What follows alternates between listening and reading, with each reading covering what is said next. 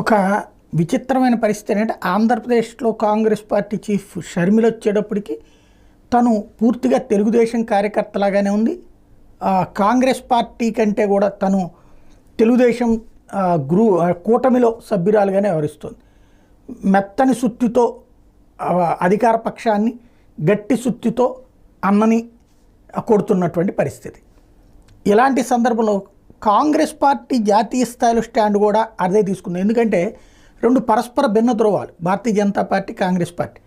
ఈ రెండింటినీ జాగ్రత్తగా కలుపుకొస్తున్నటువంటి ఘనత ఒక్క చంద్రబాబుకే సాధ్యమైంది. ఆంధ్రప్రదేశ్లో బీజేపీ అధ్యక్షురాలు ఆయనకి అనుకూలంగా ఉంటారు, కాంగ్రెస్ అధ్యక్షురాలు ఆయనకి అనుకూలంగా ఉంటారు. అంత గొప్ప చాణక్యం ఒక్క చంద్రబాబుకే సాధ్యమైంది.